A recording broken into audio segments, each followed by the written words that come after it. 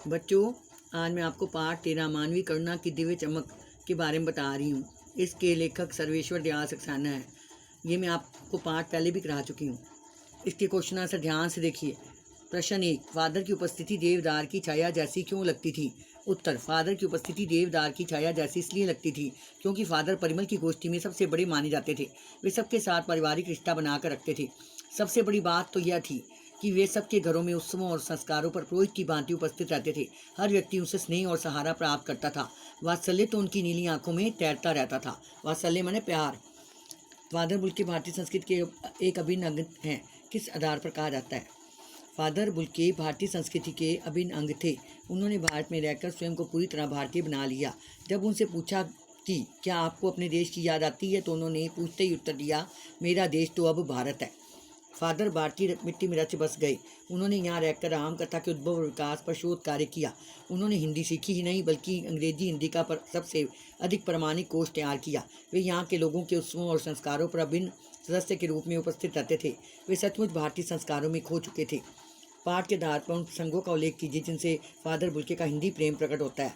Father कामिल Bulcke के हिंदी प्रेम का सबसे बड़ा प्रमाण यह है कि उन्होंने सबसे अधिक प्रमाणिक अंग्रेजी हिंदी कोष तैयार किया। उन्होंने बाइबल और ब्लू बर्ड नामक नाटक का हिंदी में अनुवाद किया।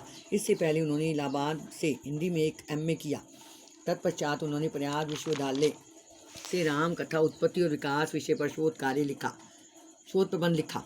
उसके बाद वे सेंट जेवियर्स कॉलेज रांची में हिंदी विभाग के अध्यक्ष बने। वे परिमल नामक संस्था के साथ जुड़े रहे। वे जहाँ तहाँ हिंदी के प्रति प्रेम प्रकट करते थे। उन्होंने हिंदी को राष्ट्रभाषा बनवाने के लिए खूब प्रयत्न किया। वे लोगों द्वारा हिंदी की उपेक्षा करने से दुखी हो जाते थे। इस पाठ के आधार पर फादर बुल्के की जो छवि उभरती है उसे अपने शब्दों में लिखिए। फादर कामिल बुल्के एक आत्मीय सन्यासी थे। वे ईसाई पादरी थे, इसलिए हमेशा एक सफ़ेद चोगा धारण करते थे। उनका रंग गोरा, चेहरे पर सफ़ेद झलक देती हुई बुरी दाढ़ी थी। आंखें हमेशा गले लगाने को आतुर रहती थी। उनके मन में अपने प्रियजनों और परिचितों के प्रति असीम स्नेह था। वे सबको स्नेह, सांत्वना और सहारा और करुणा देने में समर्थ थे। लेखक ने फादर बुल्के को मानवीय करुणा की दिव्य चमक क्यों कहा है? लेखक ने फादर बुल्के को मानवीय करुणा की दिव्य चमक इसलिए कहा है क्योंकि फादर के मन में मानव मात्र के प्रति करुणा की भावना थी। उन्होंने मानव मात्र को अपनत्व, वात्सल्य, ममता, करुणा, सद्भावना जैसे मानवीय गुणों से सींचा। वे सबके प्रति वात्सल्य पर भाव रखते थे। इस लोगों को अपनी आशीर्वादों से वे लोगों को अपने आशीषों से भर देते थे। वे लोगों को दुख की घड़ी में सांत्वना देते थे। बच्चों, ये सारे क्वेश्चन आपने याद करने हैं और लिखने हैं, और असाइनमेंट दे रही हूँ वो भी आपने मुझे करके भेजनी।